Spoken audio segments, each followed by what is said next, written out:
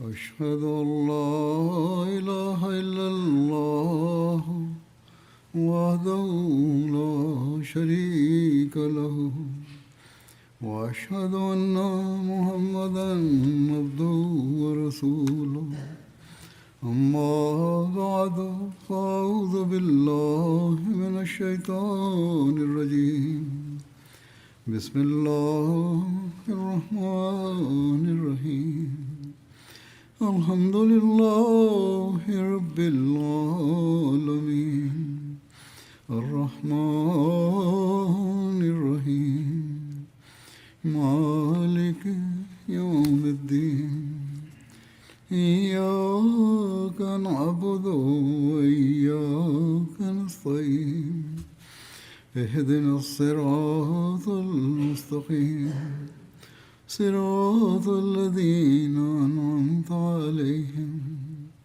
غير المغضوب عليهم ولا الضالين.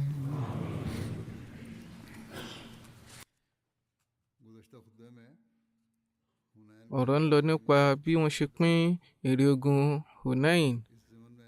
Àlàyé tẹ̀síwájú nípa eléyìí gẹ́gẹ́ bí wọ́n ṣe ti mẹ́nubà ní ìṣáájú. Òjíṣẹ́ ńlá sallallahu alaihi wasallam pín àwọn èrè ogun ọ̀hún.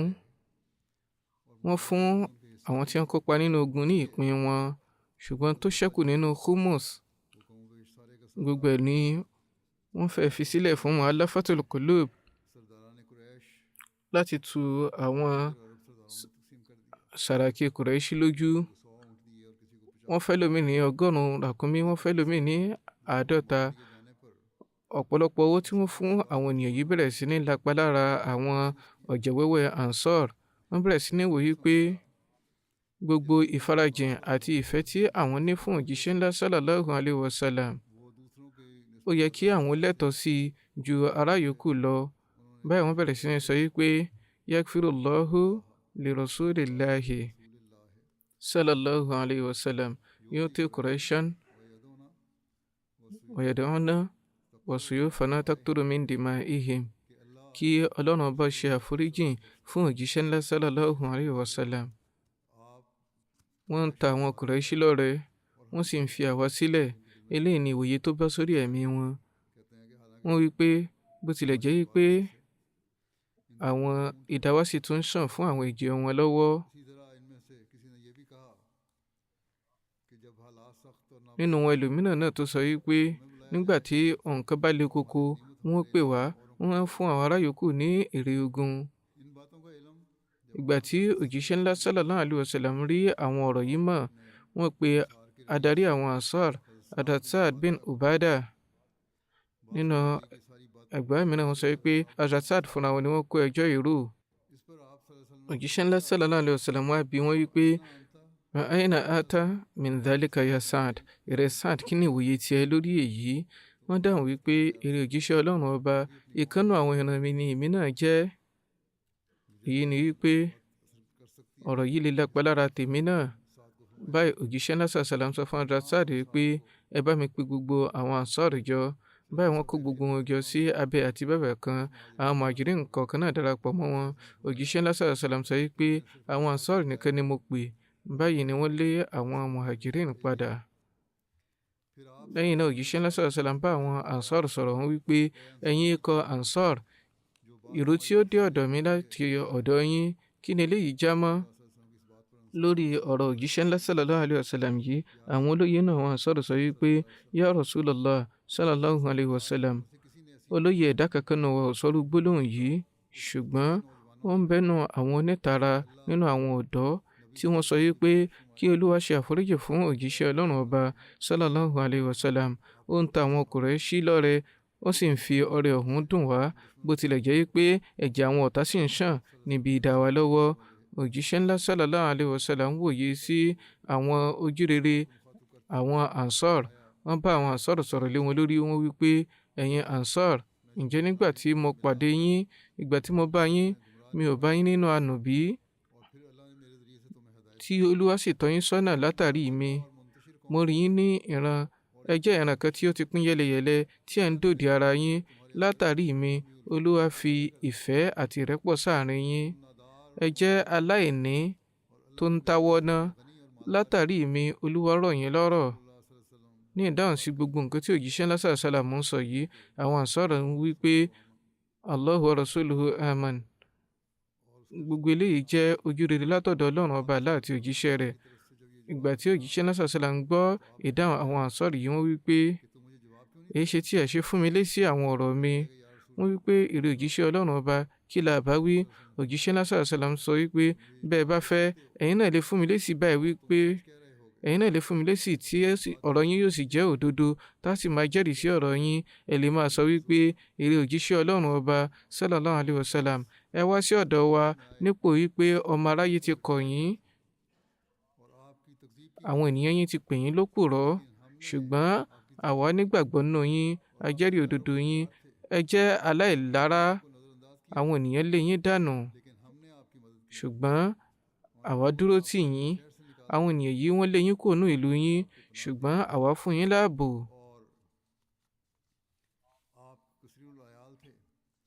Ìwọ̀ pọ̀ lọ́rùn yín nípa ti ẹbí, àwa sì bá yín gbọ́rọ̀ dùn. Nígbà tí wọ́n gbọ́rọ̀ òjíṣẹ́ ńlá sàlám yìí, Ansari kankan ò sọ̀rọ̀. Oníkálukú ló dorí kodò tí wọ́n tẹ́tí gbọ́rọ̀ wọn tójú sì ń tì wọ́n. Òjíṣẹ́ ńlá sàlám wá sọ fún àwọn Ansari wípé ẹ fẹ́ mọ ohun tí ó fà tí mo ṣe báyìí sí àwọn Quraishi. Wọ́n wí pé ẹ̀yin ti gba Islam ṣáájú, tí ìgbàgbọ́ yìí sì rinlẹ̀ tó ti dúró gbẹngbẹ̀ng lọ́kàn yín. Ṣùgbọ́n ọ̀gọ̀ọ̀rọ̀ náà àwọn Quraishi ló jẹ́ wípé wọ́n ṣẹ̀ṣẹ̀ di mùsùlùmí ní àsìkò ìborí Mẹ́kà ni. Ó sì ń bẹ́nu wọn gan tí ò tí ì darapọ̀ mọ́ Islam tán. Bí a bá fi àwọn ẹni onígbàgbọ́ ìṣáájú wòye, àwọn ẹni tuntun yìí, wọn ni wọ́n nílò yìí pé kí a ṣe àánú fún wọn kí Islam lè gbilẹ̀ lọ́kàn wọn. Ohun tó tún fà tí àwọn Quraishi ṣe ní ẹ̀tọ́ sí ọ̀rọ̀ yìí ni pé wọ́n ti pàdánù lọ́pọ̀lọpọ̀ nínú ọ̀gọ̀ọ̀rọ̀ ogun tí ó wáyé. Eléyìí ni ó fà tí mo ṣe wò pé kí n tù wọ́n nínú, kí wọ́n sì lè wọ inú Islam pátápátá. Lẹ́yìn náà, òjíṣẹ́ ńlá sallallahu alayhi wa sallam sọ wípé ǹjẹ́ kò wá wù yín lórí bí ará yòókù ṣe ń mú tewúrẹ́ tàgùtàn padà sílé, tí ẹ̀yin wá ń padà sílé yín pẹ̀lú òjíṣẹ́ Ọlọ́run ọba. Mo fi Ọlọ́run ọba ṣẹ̀rí, oríire tí ẹ̀yin mú darí sílé ó dára nílọ́po ìlọ́po sí nǹkan tí àwọn ènìyàn ń kó lọ. Òjíṣẹ́ ńlá sallallahu alayhi wa sallam sọ wípé bí àwọn ènìyàn bá dúró síbi pẹ̀tẹ́lẹ̀ kan tí àwọn Ansar wà níbi pẹ̀tẹ́lẹ̀ mìíràn, ibi tí àwọn Ansar wà ni màá yàn láàyò. Èyí ni pé agbo àwọn Ansar ni màá wà. Ṣùgbọ́n àwọn ẹni ọ̀hún kò dàbí aṣọ òde mi ni, tó jẹ́ pé ẹ̀yin lè dàbí aṣọ inú mi. Ẹ̀yin ni pé aṣọ àwọ̀tẹ́lẹ̀ tí ń kanni lára. Lẹ́yìn náà, òjíṣẹ́ ńlá sallallahu alayhi wa sallam sọ wípé ẹ̀yin Ansar, lẹ́yìn mi, ẹ ó rí tí wọn yóò ná ní ará yòókù lékè yín, ṣùgbọ́n ẹ̀yin ṣe sùúrù títí tí a ṣe pàdé mi níbi odò Kausar. Ìyẹn ni pé nígbà tá a bá pàdé lọ́jọ́ ìgbéǹde, ìgbà náà ni ẹ̀yin yóò jẹ́ olórí. Ní paríparí ẹ̀, òjíṣẹ́ ńlá sàlám ṣe àdúrà fún àwọn Ansar. Wọ́n wípé ìrẹ́ Allah, ṣàánú àwọn Ansar, ṣàánú àwọn ọmọ Ansar, ṣàánú àwọn ìran Ansar tó ń bọ̀ lọ́jọ́ iwájú. Ẹlẹ́gbàá ọ̀hún sọ wípé òjíṣẹ́ ńlá sallallahu alayhi wa sallam ń sọ àwọn gbólóhùn yìí, bẹ́ẹ̀ ni àwọn Ansar ń bú sákún títí tí gbogbo irùngbọ̀n wọn ṣe kún fún omijé. Bẹ́ẹ̀ ni wọ́n tẹ̀síwájú láti máa sọ léraléra wípé radina bi rasulillahi qisman wa izan. Ohun tí òjíṣẹ́ ńlá sallallahu alayhi wa sallam ń pín àti nǹkan tí wọ́n fi fún wa, ó tẹ́ wa lọ́rùn. Ìgbà mìíràn, bí ènìyàn bá kánjú pé àwọn gbólóhùn kọ̀ọ̀kan, a máa lapa tí ó tẹ̀wọ̀n. Àwọn Ansar kọ̀ọ̀kan ni wọ́n kàn sọ̀rọ̀ nípa wípé nǹkan tí wọ́n pín ò tẹ́ wọn lọ́rùn. Gbogbo wọn kọ́ ni wọ́n sọ bẹ́ẹ̀, ṣùgbọ́n ọ̀rọ̀ ọ̀hún jẹ́ ọ̀rọ̀ tí ó dùn Ọlọ́run ọba àti òjíṣẹ́ rẹ̀, débi pé àwọn Ansar ní láti gba ìwọ̀ rẹ̀ lọ́rùn. Lórí èyí, Muslim Maud sọ wípé nígbà tí òjíṣẹ́ ńlá sallallahu alayhi wa sallam borí Mẹ́kà, àwọn ará Mẹ́kà lọ sí ọ̀dọ̀ wọn látàrí pé ìgbàgbọ́ wọn ò tí ì kún. ẹ̀mí wọn sì tẹ̀ sínú ohun ayé. Lẹ́yìn èyí, lẹ́yìn ogun, àwọn ọ̀rọ̀ kan wọ́ sí ọwọ́ àwọn mùsùlùmí. Òjíṣẹ́ ńlá sallallahu alaihi wasallam wá pín ọ̀rọ̀ ọ̀hún láàrin àwọn ènìyàn náà. Ìkan nínú àwọn ọ̀dọ́ Ansari sọ wípé idà tí wá ń ṣàn fún ẹ̀jẹ̀ lọ́wọ́. Síbẹ̀, òjíṣẹ́ ńlá sallallahu alaihi wasallam ń fi owó àti ọrọ̀ fún àwọn ẹbí rẹ̀. Òjíṣẹ́ ńlá sallallahu alaihi wasallam mọ̀ nípa eléyìí. Wọ́n á pe àwọn àgbààgbà àwọn Ansar wípé ọ̀rọ̀ báyìí báyìí ni ó dé tí gbọ́ mi. Àwọn Ansar bú sẹ́kún. Wọ́n wípé aláìmọ̀kan kan ni ó sọ eléyìí. Wọ́n wípé ó tí o ẹ̀yin Ansar, ẹ lè sọ bẹ́ẹ̀. Ẹ lè sọ pé ẹ̀yin lẹ fún Muhammad sallallahu alaihi wasallam láàbò nígbà tí kò níbikíbi tí yóò fi orí sí, tí àwọn ènìyàn rẹ̀ ti lé kúrò nílùú. Lẹ́yìn ìgbà tí ó wá gbògo tó borí tán, ó wá ń fi ọrọ̀ rẹ̀ fún àwọn ìbátan rẹ̀. Eléyìí mú kí àwọn Ansar hu kí wọ́n ké jáde. Wọ́n wí pé eré òjíṣẹ́ Ọlọ́run ọba, a ò sọrú gbólóhùn báyìí. Wọ́n sọ wípé ó dáa náà, ẹ tún lè sọ ní ọ̀nà mìíràn tí yóò jẹ́ wípé ẹni tí Ọlọ́run bá yàn láti jẹ́ olùtọ́sọ́nà fún gbogbo ọmọ aráyé, ará ilẹ̀ Mákà ni. Olúwa wa mú wá sí Mẹ̀dínà. Lẹ́yìn náà, pẹ̀lú agbára rẹ̀, pẹ̀lú agbára Olúwa fún un ní ìborí Mákà. Nígbà náà, àwọn ará Mákà wọ́n wòye sí pé ohun kan tó jẹ́ tàwọn yóò tẹ̀síwájú láti máa jẹ́ tàwọn. Ṣùgbọ́n àwọn ará Mákà wọ́n ń kó ewúrẹ́ tàgùtàn lọ. Àwọn ará Mẹ̀dínà sì ń darí sí ìlú wọn pẹ̀lú òjíṣẹ́ Ọlọ́run ọba. Wọ́n wí pé láìní tàbí ṣùgbọ́n ọ̀rọ̀ aláìmọ̀kan nínú yín ni ọ̀rọ̀ yìí jẹ́. Ṣùgbọ́n nítorí ẹ ò ní jẹ ọba ní ilé ayé, ẹ ó gba ẹ̀san yín ní ibi odò Kausar. Wọ́n wí pé ẹ wòye sí ìtàn jẹ́rìí sí ọ̀run 13 ni ó ti ré kọjá lọ. Kódà ìkẹrìnlá ti dé àbọ̀ báyìí. Àwọn èèyàn bọ́ sí ipò ọba lórí ọba, ṣùgbọ́n ẹnikẹ́ni nínú àwọn Ansar ò bọ́ sípò ọba. Nítorí náà, ìgbà mìíràn gbólóhùn ẹnìkan a máa jẹ́ adùn fún gbogbo ìran. Hadrat Muslim Maud radiyallahu ta'ala anhu mẹ́nuba ìṣẹ̀lẹ̀ yìí nínú khutba wọn nígbà tí wọ́n ń gba àwọn ọmọ jàmá níyànjú. Ọ̀rọ̀ ọ̀hún sì tún ṣe kókó fún wa ní òde òní gẹ́gẹ́ bí ó ṣe rí ní àsìkò náà. Wọ́n wí pé àwọn tó jẹ́ pé kí wọ́n lè bá rí ipò kan àbí kí wọ́n lè rí ọrọ̀ àti bẹ́ẹ̀ bẹ́ẹ̀ lọ ni wọ́n ṣe ń ṣe ìjùsílẹ̀. Kí wọ́n má ṣe láéláé jẹ́ pé mi, ìyẹn kí wọ́n má jẹ́ pé khalifa fún ìjùsílẹ̀. Àwọn tí wọ́n ní láti jẹ́ pé mi náà ni àwọn tí wọ́n bá ṣe tán láti ṣe ìjùsílẹ̀ nítorí Ọlọ́run. Torí pé aláàárẹ̀ tí ò ní kápá lèmi jẹ́, mi ò ní gba ìwọ ẹ̀san ẹnikẹ́ni sọ́rùn. Torí náà mi ń tọrọ fúnra mi. Ẹni tí ó bá ṣe tán láti fi lẹ̀ nítorí ti Ọlọ́run ọba kó fi sílẹ̀, Olúwa yóò sì san ní ẹ̀san. Ẹni láti nígbẹ̀kẹ̀lé nínú Ọlọ́run ọba Allah ni. Bí ó bá fẹ́, á san yín lẹ́san ní ilé ayé ń bí. Bí ó bá sì fẹ́, ó dọjọ́ ìgbéǹde kó tó san yín lẹ́san. Ní ṣókí, ẹni tí ó bá ṣe ìjùsílẹ̀ pẹ̀lú ẹ̀mí òdodo, ìjùsílẹ̀ rẹ̀ ò ní láéláé ráre. Ẹnikẹ́ni ò lè fi ìjùsílẹ̀ mùmínì ráre. Torí náà, àwọn tí wọ́n ń ṣe ìjùsílẹ̀ lódodo, àwọn ni àwọn tí wọ́n bójútó ọ̀dọ̀ Ọlọ́run ọba nìkan, tí wọn ò bójútó ilé ayé. Torí náà, àwọn ìjùsílẹ̀ àti àwọn ojúṣe yín ó gbọ́dọ̀ jẹ́ nítorí ti ìyọ́nú Ọlọ́run ọba. Ìgbà náà sì ni ẹ ó lè jèrè ojúrere Ọlọ́run ọba lódodo. Nígbà tí ẹ bá dàgbà dé ibì kan, ó ń bẹ nínú àwọn èèyàn jàmá táwọn máa wòye sí pé àwọn ti ní ìrírí báyìí báyìí, ìgbìyànjú báyìí báyìí làwọn ti ṣe. Ó yẹ kí àwọn gba ẹ̀san eléyìí tí wọ́n fi fún àwọn.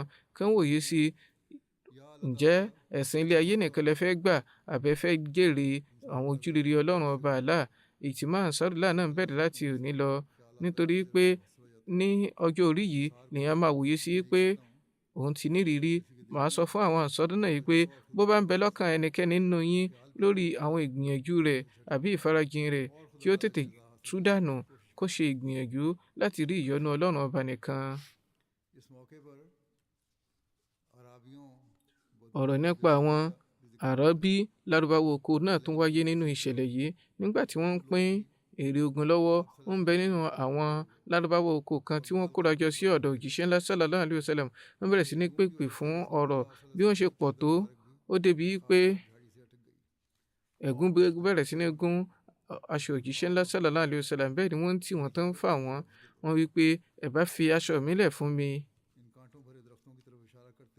wọ́n á ní ìtọ́ka sí àwọn ẹ̀gún igi ọ̀hún wípé bí mo bá sì ní ràkúnmí tó dàbí tó pọ̀ bí àwọn ẹ̀gún igi yìí, màá sì pín gbogbo ẹ̀ láàrin yín. Ẹ ò ní láéláé rí mi ní ahun, òpùrọ́ àti ojo. Òjíṣẹ́ lásán àṣàlámù ò bínú sí àwọn lárúbáwá oko yìí, wọn ò bá wọn wí lórí àwọn nǹkan tí wọ́n ṣe yìí. Níṣe ni wọ́n bá wọn rẹ́rìn músẹ́ tí wọ́n sì dá wọn lẹ́kọ̀ọ́, wọ́n sì fún wọn ní ọrọ̀ pẹ̀lú.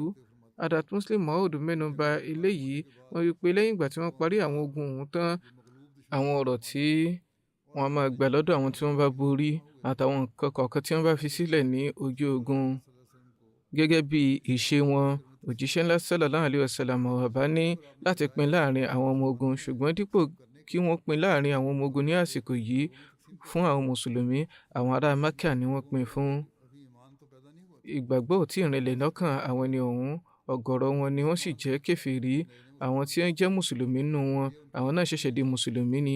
Ohun tuntun ni ó jẹ́ fún wọn wípé àwọn ìran kan wọ́n bá fi ohun ìní wọn fún ará yòókù. Dípò kí eléyìí wá fi ìgbàgbọ́ sí ọkàn wọn, níṣe ni ọ̀kánjúà àwọn tó ń bọ̀ gbòòrò sí i. Báyìí lórí fún àwọn kọ̀ọ̀kan nínú wọn. Báyìí wọ́n rọ kiri ká ọ̀dọ̀ òjíṣẹ́ ńlá sallallahu alaihi wasallam. Wọ́n tẹ̀síwájú láti máa pèpè tí wọ́n fi ń fi ara ní wọn débi tí wọ́n ti tì wọ́n dé ibi igi. Kódà ẹnìkan tó fa aṣọ wọn eléyìí tí ó jẹ́ aṣọ ìlékè, ó bẹ̀rẹ̀ sí ní fà wọ́n débi tí pé ó bẹ̀rẹ̀ sí ní wọ́n lára. Wọ́n sọ wípé ẹ̀yin ará, ìbá jẹ́ pé mo tó ní nǹkan mìíràn lọ́dọ̀, màá fi fún yín. Ẹ ò sì ní láéláé rí mi ní ahun àbí ojo. Lẹ́yìn náà wọ́n lọ síbi ràkúnmí wọn, wọ́n já irun kan níbẹ̀, wọ́n nà sókè. Wọ́n sọ wípé ẹ̀yin ará, mi ò nílò ohun kan tó mọ bí irun yìí nínú ìní yín yàtọ̀ sí ìpín ìdá 5 eléyìí tó ti jẹ́ ìpín ìjọba gẹ́gẹ́ bí ó ti wà ní àṣà Lárúbáwá. Mi ò sì tún ní ná lórí ara mi pẹ̀lú, orí yín náà ni mo máa ń ná lé. Torí náà rántí o, ẹnikẹ́ni tí ó bá gbàbọ̀dè yóò di ẹni ẹ̀tẹ́ níwájú Ọlọ́run ọba nítorí àgbọ̀dè rẹ̀ ní ọjọ́ ìgbéǹde. Àwọn èèyàn sọ wípé òjíṣẹ́ ńlá sallallahu alaihi wasallam fẹ́ jọba ni. Ǹjẹ́ eléyìí ni ìṣe àwọn ọba láàrin àwọn èèyàn wọn bí? Ǹjẹ́ ẹnikẹ́ni a ní ìkápá àti fa ọba báyìí débi pé wọ́n á fa aṣọ mọ́ lọ́rùn? Yàtọ̀ sí òjíṣẹ́ Ọlọ́run ọba, ta ló tó fẹ́ fi irú àwòkọ́ṣe yìí lọ́lẹ̀? Ṣùgbọ́n tó ń ti bí wọ́n ṣe pín gbogbo ọ̀rọ̀ ọ̀hún láàrin àwọn aláìní, àwọn ọlọ́kàn dídì kan sì tó ń bẹ tí wọn ò rí ìpín òjíṣẹ́ ńlá sallallahu alaihi wasallam yìí gẹ́gẹ́ bí ìgbésẹ̀ tí ó ní déédé nínú.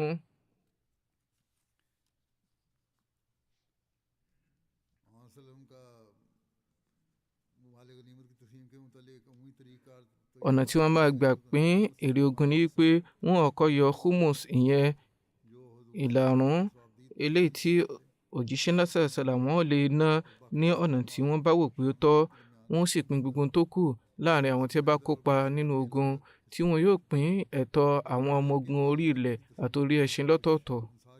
Ṣùgbọ́n nígbà tí àwọn ànsárì kọ̀ọ̀kan fi ẹ̀hónú hàn sí ọ̀nà tí wọ́n gbà pín ti ogun Hunain wípé òjíṣẹ́ ńlá sallallahu alaihi wasallam fáwọn ní nǹkan kan, wọ́n fi fún ará yòókù. Ìbéèrè tó wà níbẹ̀ ni wípé ǹjẹ́ wọn ò tiẹ̀ wá fáwọn tó kópa ní ogun ní nǹkan kan ni, àbí ẹ̀tọ́ wọn nìkan ni wọ́n kẹ̀yàn fún wọn? Wọ́n á pín gbogbo tó kù láàrin àwọn ará yòókù. Àwọn ikọ̀ oníwádìí wa, ìwòye tí wọ́n fi lọ́lẹ̀ nìyí wípé a ti wo àwọn ìwé tí ó ṣe fọkàn tán káàkiri nípa ìtàn, kò sí èyí tí ó fi ìdáhùn sí tààràtà. Ṣùgbọ́n ohun tí ó fojú hàn nínú ìwádìí àwọn ìwé ìtàn ọ̀hún náà ni wípé òjíṣẹ́ ńlá sallallahu alaihi wasallam fún gbogbo àwọn tí wọ́n kópa nínú ogun ọ̀hún ní ẹ̀tọ́ wọn, eléyìí tí ó jẹ́ ràkúnmí 4 àbí 40 àgùntàn. Wọ́n sì ṣètò ìpín àwọn ọmọ ogun orí ẹṣin náà pẹ̀lú. Ìtọ́ka tó wà yìí pé òjíṣẹ́ ńlá sallallahu alaihi wasallam lo humus láti tu àwọn ènìyàn nínú. Ó sì tún ṣeé ṣe kó jẹ́ wípé òjíṣẹ́ ńlá sallallahu alaihi wasallam fún ẹnikẹ́ni nínú àwọn èrè ogun ọ̀hún. Ìyẹn ni wípé wọn ò lo ọ̀nà tí wọ́n máa gbà tẹ́lẹ̀ pín fún àwọn tí wọ́n kópa nínú ogun, bí ó ṣe wípé wọ́n kàn fi tu àwọn èèyàn nínú ni. eléyìí ní ìtọ́ka nínú àwọn onírúurú àwọn ìwé ìtàn. Hadrat Muslim Maud náà ní ìtọ́ka sí irú eléyìí gẹ́gẹ́ bí àlàyé ṣe wáyé pé lẹ́yìn ogun àwọn ọ̀rọ̀ eléyìí tí wọ́n máa rí gbà lọ́dọ̀ àwọn tí wọ́n bá borí àti nǹkan tí wọ́n bá jù sílẹ̀ ní ojú ogun, òjíṣẹ́ ńlá sallallahu alaihi wasallam ìbá ní láti pín gẹ́gẹ́ bí ìṣe wọn. Ṣùgbọ́n ní àsìkò yìí, dípò kí wọ́n pín láàrin àwọn mùsùlùmí, wọ́n pín fún àwọn ará Mákà àti àwọn ará agbègbè wọn ni.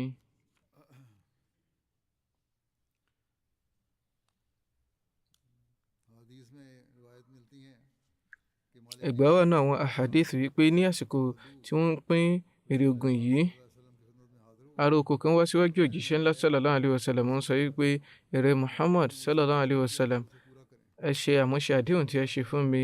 Òjíṣẹ́ ńlá sallallahu alaihi wasallam sọ wípé máa yọ̀. Ará oko yìí wípé ọ̀pọ̀lọpọ̀ ìgbàlẹ̀ sọ wípé kí n máa yọ̀ láì fún mi ní nǹkan kan, ẹ kàn sọ pé kí n máa yọ̀. Ohun tó ṣe yìí ò dùn mọ́ òjíṣẹ́ ńlá sallallahu alaihi wasallam nínú. Wọ́n wá gbé ojú wọn kúrò lọ́dọ̀ rẹ̀. Níbẹ̀ Abu Musa Ash'ari àti Bilal dúró. Báyìí wọ́n dojúkọ àwọn méjèèjì. Wọ́n wí pé ẹni yìí ti kọ̀ láti gba ìró ayọ̀, torí náà ìyẹn tẹ́wọ́ gbà. Àwọn méjèèjì sọ lẹ́sẹ̀kẹsẹ̀ wípé eré òjíṣẹ́ Ọlọ́run ọba á gbà o. Báyìí òjíṣẹ́ ńlá sallallahu alaihi wasallam béèrè fún abọ́ omi kan. Wọ́n bù nínú rẹ̀ ṣan ọwọ́ wọn àti ẹnu wọn. Omi tí ó ṣẹ́kù yìí wọ́n gbé fún Hazrat Abu Musa àti Hazrat Bilal. Wọ́n sọ wípé ẹ̀yin méjèèjì ẹ mu omi yìí kí ẹ sì fi ṣan ojú yín àti àyà yín kí ẹ sì máa wà láyọ̀. Báyìí ni àwọn méjèèjì ṣe. Láyé yìí a tún lè rí ẹ̀mí òdodo àwọn aya mímọ́ fún òjíṣẹ́ ńlá sallallahu alaihi wasallam.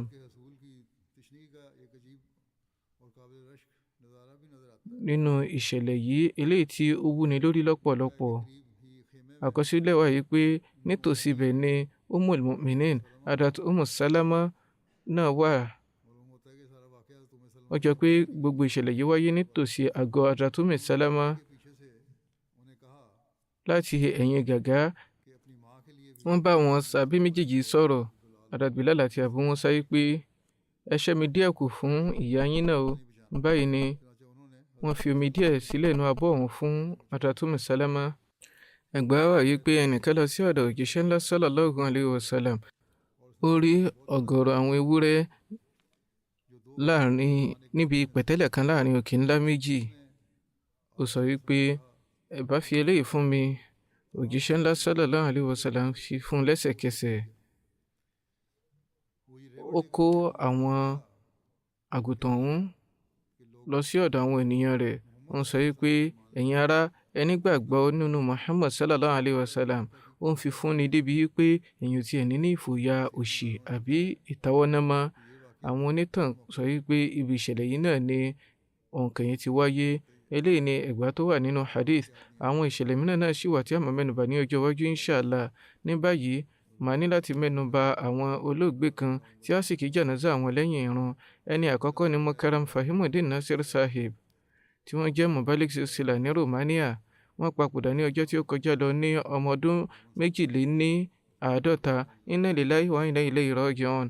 Pẹ̀lú ojúre Ọlọ́run ọba aláàmú sí ni olóògbé jẹ́. Ahmadiyya wọ inú ẹbí wọn látàrí baba ńlá wọn Hazrat Mirza Ilmuddin Sahib, tí wọ́n ṣe báyà látàrí àkọ́ránṣẹ́ sí Hazrat Masih Maud alayhi salatu wassalam. Nítòsí Qadian, ìmáàmù mọ́ṣáláṣí Lodi tí ó ń jẹ́ Nur Muhammad Sahib ni ó ṣe báyà Hazrat Masih Maud alayhi salatu wassalam darí sí ìletò tirẹ̀. Ó sì kéde pé Imam Mahdi ti dé, olódodo sì ni, torí náà ẹ gbà á gbọ́. Báyìí ni àwọn ènìyàn yìí nínú àwọn tí ó kọ àkọ́ránṣẹ́ gba báyà nígbà wọn ni Mirza Ilmuddin náà wà. Fahimuddin Nasir Sahib parí ẹ̀kọ́ wọn ní Jamia ní oṣù kẹfà ọdún 1996. Àkọ́kọ́ fún wọn ní ojúṣe ní àwọn àyíká káàkiri ní Pakistan. Ìgbà tí wọ́n parí takhasus wọn nínú tafsir Quran ní ọdún 2006 la fi wọ́n ránṣẹ́ sí Romania. Ibẹ̀ sì ni wọ́n ṣiṣẹ́ títí di àsìkò tí wọ́n papòdà. Aya wọn Nasira Fahim kọ wípé ọkọ tí ó dára ni wọ́n jẹ́. wọ́n mọ gbogbo èémí àti ẹ̀dùn ọkàn mi kí n tiẹ̀ tó sọ̀rọ̀. Wọ́n sì tún jẹ́ bàbá tó lámòjútó. Ohun kan tí ó ní àdáyanrí nínú ìgbésí ayé wọn ni ìdúró ti Ọlọ́run Ọba, ìgbẹ́kẹ̀lé, ìjọsìn, àdúrà, sùúrù, ìfaradà, òye, ìkómọ́ra àti ìwúrí àti ìfarajìn fún ẹ̀sìn àti kóríyá àti mímọ ojúṣe ẹni àti píparí ojúṣe ní ojú aago. Wọ́n ní ìfẹ́ tí ó jinlẹ̀ fún ètò kìláfà pẹ̀lú ẹ̀mí òdodo. Kí wọ́n tó gbé ohunkóhun ṣe, ìṣe tiwọn ni àbí ti jàmáà, wọn á kọ́kọ́ ránṣẹ́ sí khalifa àsìkò fún ìtọ́sọ́nà. Wọn á máa kọ́ àwọn ọmọ jàmáà àti àwọn ará yòókù pẹ̀lú àwòkọ́ṣe tiwọn. Ọ̀nà ẹ̀là wọn jẹ́ èyí tí ó gbọngbọ́n. Wọ́n á máa kírun déédéé, wọ́n á máa kí tàájùd déédéé, wọ́n sì máa yan àwọn nàwáfíìl náà pẹ̀lú. Kódà nígbà tí wọ́n wà nínú àárẹ̀, wọ́n tún ní àmójútó ìrun wọn. Ìgbà tí àárẹ̀ wọn sì le koko, àrùn jẹjẹrẹ ni wọ́n ní, ó ṣòro fún wọn láti sọ̀rọ̀. Wọ́n á máa ní ìtọ́ka sí pé ẹ jọ̀ọ́ ẹ fún mi ní tákàdá kan. Ohun tí wọ́n sì kọ síbẹ̀ ni pé nínú gbogbo àsìkò ìṣòro àti ìpọ́njú, ẹ ṣe ìjọsìn kí ẹ sì ṣe àdúrà níwájú Ọlọ́run Ọba. Eléyìí ni ọ̀rọ̀ ìyànjú tí wọ́n fi fún àwọn táyà tọmọ wọn wípé ohun yòówù tí ò bá ṣẹlẹ̀, ẹ gbọ́dọ̀ fi Ọlọ́run sílẹ̀. Wọ́n ní kíkí mọ́ fún wọn wípé ọ̀dọ̀ Ọlọ́run Ọba nìkan ni kí wọ́n ti pèpè, kí wọ́n ní ìrẹ́pọ̀ pẹ̀lú Ọlọ́run Ọba, kí wọ́n bọ́lúwa dọ́rẹ̀ẹ́, kò ní láéláé fi wọ́n sílẹ̀ ní àsìkò ìṣòro. Wọn ò ní jẹ́ kí àǹfààní ìpolongo ẹ̀sìn àti ìsọ̀rọ̀ nípa jàmáà kankan bọ́ lọ́wọ́ wọn. Wọ́n máa mú àwọn ìwé jàmáà àti àwọn ìwé ìpolongo pélébé sọ́dọ̀ wọn nígbà gbogbo. Wọ́n á lọ sí ilé ìwòsàn láti ṣe ìpolongo ẹ̀sìn fún àwọn oníwòsàn. Wọ́n á máa dúpẹ́ wípé àwọn ní àǹfààní àti ṣe ìwàásù fún àwọn oníwòsàn. Wọ́n jẹ́ ẹni tí ó ní ọ̀yàyà, wọ́n ní àkómọ́ra. Látàrí àdámọ́ wọn yìí, àwọn tí ó bá pàdé wọn máa ní ìsúnmọ́ wọn. Nígbà tí àwọn ènìyàn gbọ́ pé wọ́n papòdà, àwọn ará Romania tí ń bẹ ní agbègbè ọ̀dọ̀ wọn, wọ́n bú sẹ́kún, wọ́n bá wọn kẹ́dùn. Ní àsìkò àárẹ̀, wọ́n tẹ̀síwájú láti máa mójútó àwọn ojúṣe wọn, tí tó fi jẹ́ pé ọjọ́ méjì kí wọ́n tó papòdà nígbà tí ìlera wọn le púpọ̀, tó ṣòro fún wọn láti mí àti láti jẹ láti mu. Síbẹ̀ náà, wọ́n sì tó kọ àwọn àkọ́ránṣẹ́ ti jàmáà, wọ́n sì tún fèsì sí àwọn nǹkan tí àwọn èrò àtẹ̀jíṣẹ́ tó dọ́dọ̀ wọn. Ohun tí wọ́n fẹ́ ni kí jàmáà rinlẹ̀ ní Romania. Pẹ̀lú àbójútó bí orílẹ̀ ti rí, wọ́n gbé gbogbo ìgbésẹ̀ lórí bí ohun gbogbo yóò ti lọ ní ọ̀nà tó dára. Wọ́n máa sọ fún àwọn ọmọ yìí pé ẹ jẹ́ kí ìhùwàsí yín jẹ́rò ẹ̀sìn. Wọ́n fẹ́ láti parí ìtumọ̀ àlùkùránì ní èdè Romania. Wọ́n ti parí ìpín kan àbọ̀, ṣùgbọ́n látàrí àwọn ìdíwọ́ mìíràn, wọn ò ní àǹfààní àti parí ojúṣe yìí. Bákan náà, wọ́n ń tú àwọn ìwé Hazrat Masih Maud alayhi salatu wasalam lọ́wọ́. Àwọn onírúurú àwọn èèyàn ní ilẹ̀ Romania, nígbà tí wọ́n bá ti pàdé wọn, nǹkan tí àwọn ará Romania wọn a máa sọ ni wípé èdè wọn dáńtọ́, ó sì lọ tààràtà. Ó dàbí ti àwọn ọ̀jọ̀gbọ́n ní ilé ẹ̀kọ́ gíga. Wọ́n máa wí pé a rí ẹni tí ó jẹ́ àjèjì ilẹ̀ Romania tí ó sọ èdè yìí ní ọ̀nà tó dára tó báyìí rí. Èdè wọn dáńtọ́ lẹ́nu wọn. Ìyá wọn, Sofia Begum, sọ wípé àti bàbá ìyá àti ìyá ìyá olóògbé, àwọn méjèèjì sàábé Hazrat Masih Maud alayhi salatu wasalam ni wọ́n jẹ́. Mọ̀lọ́bí sàábé jẹ́ ẹni tí ó ní àkìjẹ́ rere tí oníkálukú a máa mẹ́nu bà. Olúwa fún wọn ní ìwà rere, sùúrù àti ìfaradà. Wọ́n sọ wípé ọmọ tó ní ìtẹríba ni wọ́n jẹ́. Kí a tó bí wọn, bàbá wọn ti ní àlàyé pé àwọn ń gbé ọmọ kan dání tí wọ́n rí òṣùpá àti ìràwọ̀ níwájú rẹ̀. Ìgbà tí ó sọ wípé òun ó di mùrọ́bí, ìgbà náà ni a gbọ́ yé pé inshallah ta'ala ológo ni yóò jẹ́. Ní ọdún 2006 ni wọ́n lọ sí Romania. Àwọn ni mọ̀bálẹ́gọ̀ àkọ́kọ́ ní Romania. Wọ́n sì kọ́ èdè wọn débi tí ó dáńtọ́. Wọ́n tún kẹ́kọ̀ọ́ gboyè níbẹ̀. Wọ́n ṣe àwọn iṣẹ́ takuntakun fún jàmáà. Wọ́n sì forúkọ jàmáà lọ́lẹ̀ lábẹ́ òfin. Wọ́n fi ilé ìpolongo ẹ̀sìn lọ́lẹ̀. Wọn ò ní fẹ́ dọ̀ lórí òróǹro láì jẹ́ pé wọ́n parí iṣẹ́ ojoojúmọ́ wọn. Ọba kan wọn, Rafiuddin, kọ wípé lẹ́yìn tí wọ́n ṣe mẹ́tíríkì tán àwọn fúnra wọn ní ó lọ sí jámíà láì jẹ́ pé ẹnikẹ́ni tì wọ́n lọ wọ́n sì dúró ti ètò wákf fún wọn pẹ̀lú ẹ̀mí òdodo.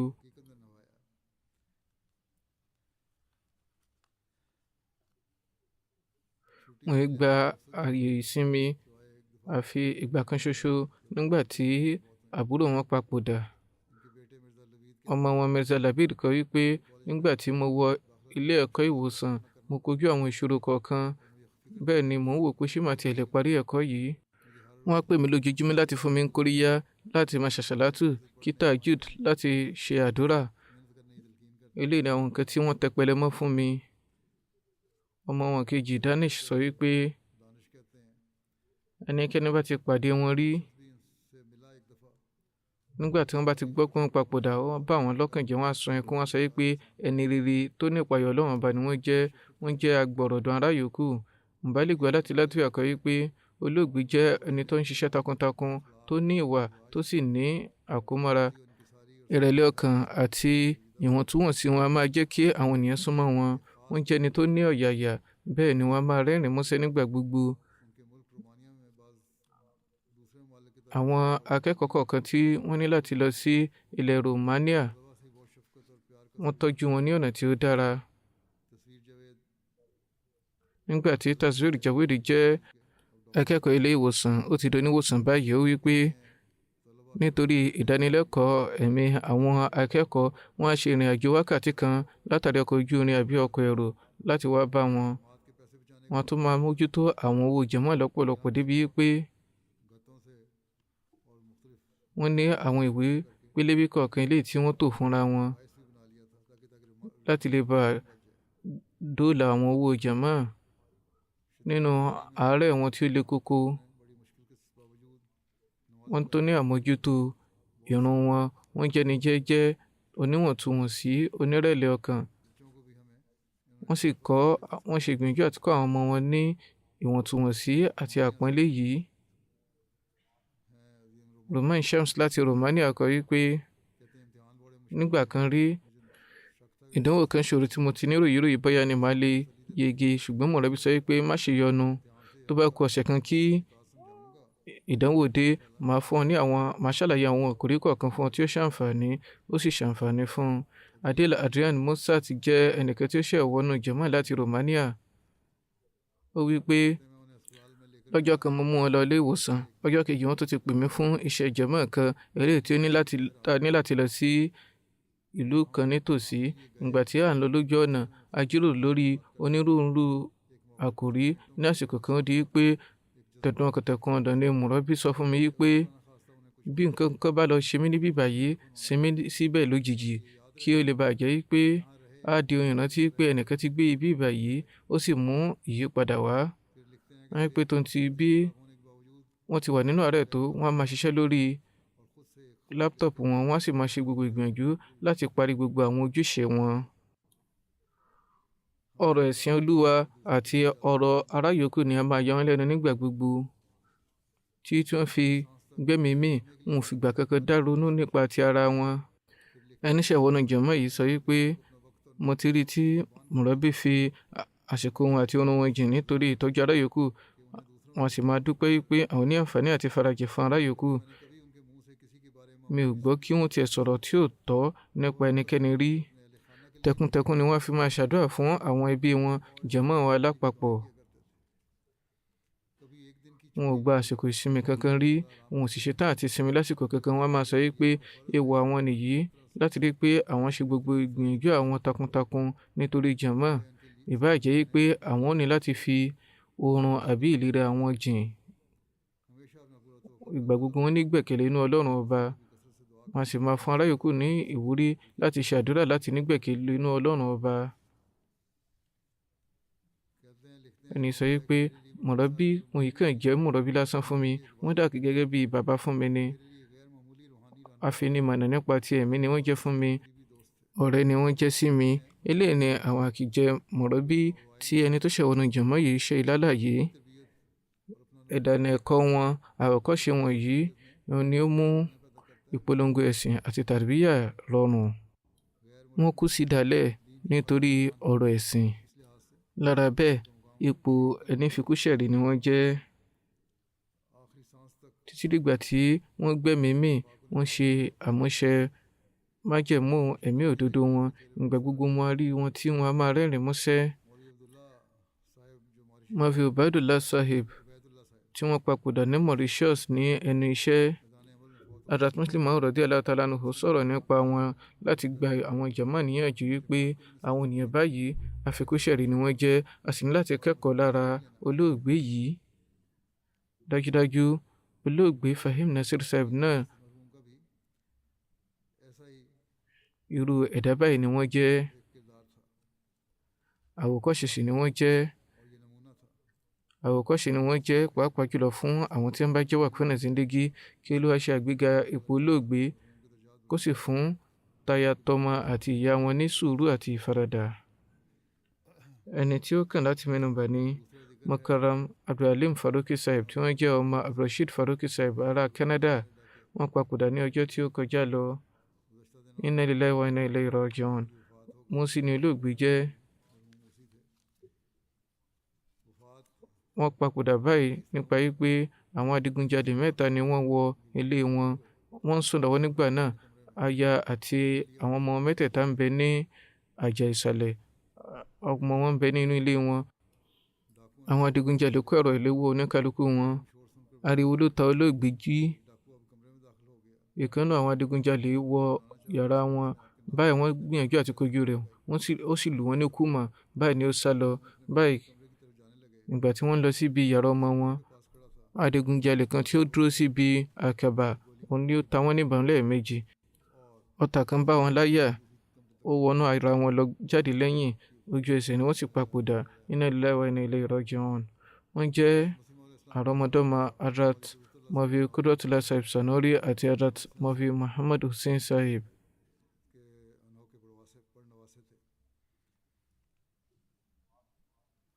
Wọ́n jẹ́ ẹni tí ó ní ìjáfáfá náà jàmáà. Wọ́n máa kírun déédéé, wọ́n máa kí tahajjud pẹ̀lú. Wọ́n sì jẹ́ ẹni tí a máa ṣe polongo ẹ̀sìn.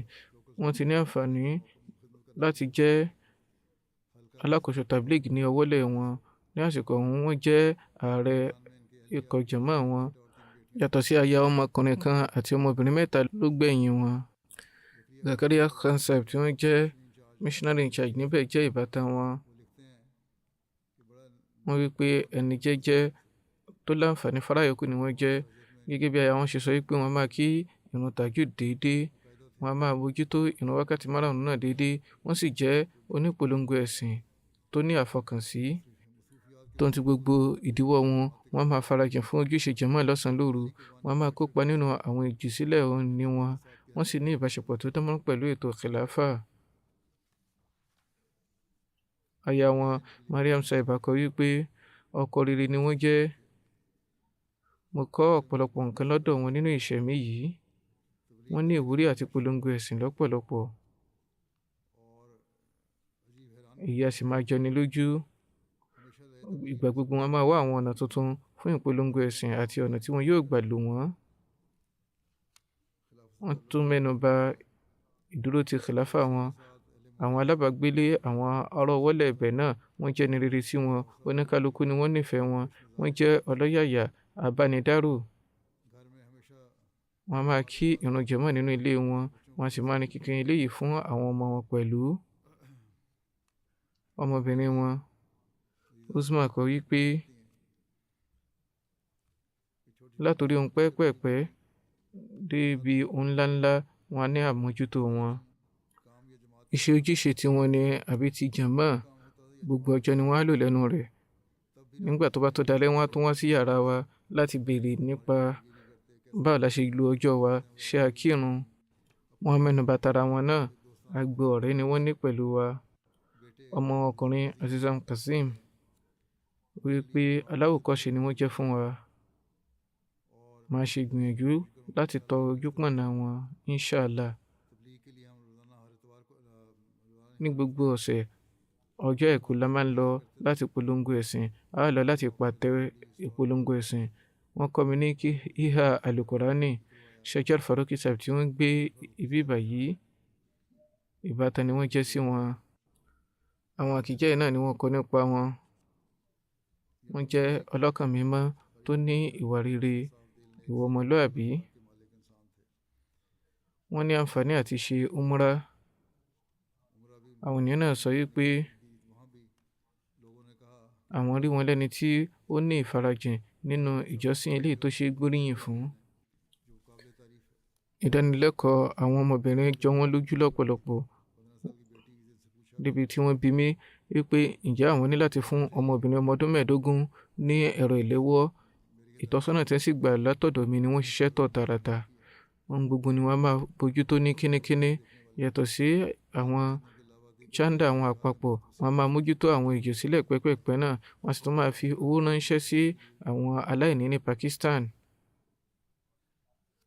Ìyá wọn sọ wípé ọmọ mi yìí jẹ́ ẹni tí ó ní ìfarajìn fún jama, ìfẹ́ rẹ̀ jinlẹ̀ fún khilafa, a máa ná ní òdodo, tọmọdé tàgbà la máa fìfẹ́ hàn sí, ó sì ní ìwúrí àti polongo ẹ̀sìn. Gbogbo ọjọ́ àìkú ni a máa lọ polongo ẹ̀sìn. A máa kí tahajjud dédé, a sì máa ṣe àránṣe fún ará yòókù. Wọ́n tó ní ìwúrí àti máa kírun jàmá débi wípé ìgbà mìíràn wọ́n á pè mí ní ojú aago wípé bẹ́ẹ̀ bá ti kírun ẹ dúró dè mí ká jọ kírun papọ̀. Kí Olúwa ṣe àforíjì àti àánú fún wọn, kó fi sùúrù fún ìyá, aya àti àwọn ọmọ wọn, kó sì jẹ́ kí àwọn ọmọ wọn náà lè tẹ̀lé àwọn àwòkọ́ṣe wọn àti ohun tí wọ́n fẹ́.